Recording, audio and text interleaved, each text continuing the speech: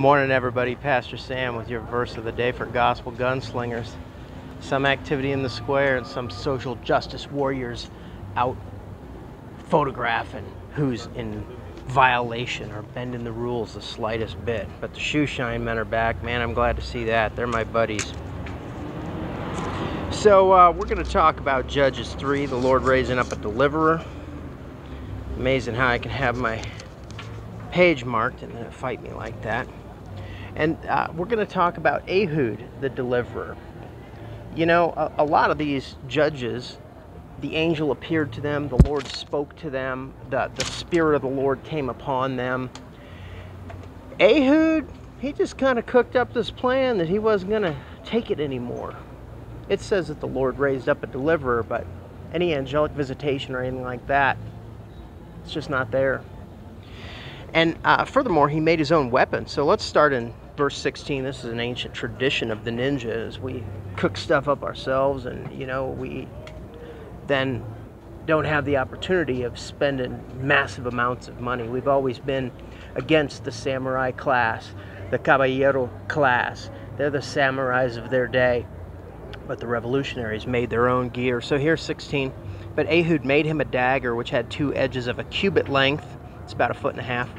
And he did gird it under his raiment upon his right thigh.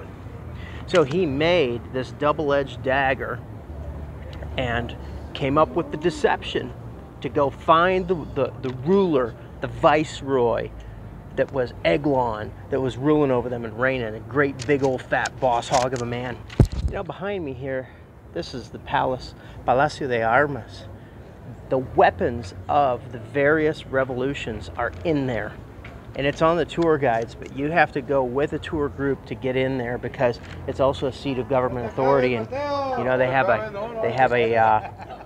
have all of their access control in their metal detectors and stuff, and you can't just go in there. But you can go with a tour and go into this building and see the weapons on display that the revolutionaries used. We talked about that the other day in the Pilgrim's Progress, how young Pilgrim was brought into a place where he saw the ox goad of Shamgar, with which he slew 600 men. That's in Judges 4.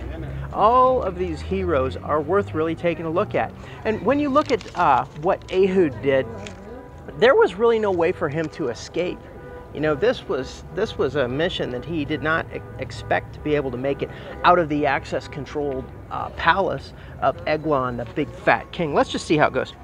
17, and he brought the present unto Eglon, king of Moab, and Eglon was a very fat man. See, these people demanded tribute. They demanded that people show up bearing gifts. So Ehud does that. Oh, by the way, he was left-handed.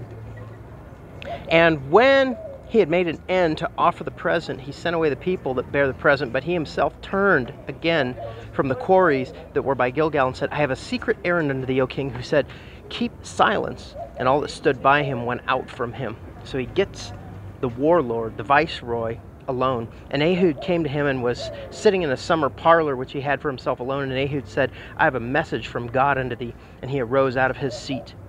And Ehud put forth his left hand and took the dagger from his right thigh and thrust it into his belly. So he did obeisance. He bowed. He offered his right hand, but then because he was left-handed, he had it upon his thigh for a right-handed draw. He had it on his right thigh so that he could reach with his left hand, draw that dagger. So as he offered the king his right hand, he reached with his left, grabbed that dagger, and then this is something that's unparalleled in all the Bible, and thrust it into his belly, and the haft also went in after the blade, and the fat closed upon the blade so that he could not draw out the dagger out of his belly, and the dirt came out. Oh, intestinal wounds, so nasty. Then Ehud went forth through the porch and shut the doors of the parlor upon him and locked them. And when he was gone out, his servants came, and when they saw that, behold, the doors of the parlor were locked. So it took him a while to discover that this guy was there. And Ehud, after making this brazen assassination, escaped and shinnied down from the porch, ran, and then he blew the trumpet. So this is where the Spirit of God finally brings the nation together and the spark catches flame. And sometimes that can happen when a hero just goes forth and counts coup, makes the first strike. It's in the Bible. I'm Pastor Sam. That's your verse of the day for Gospel Gunslingers.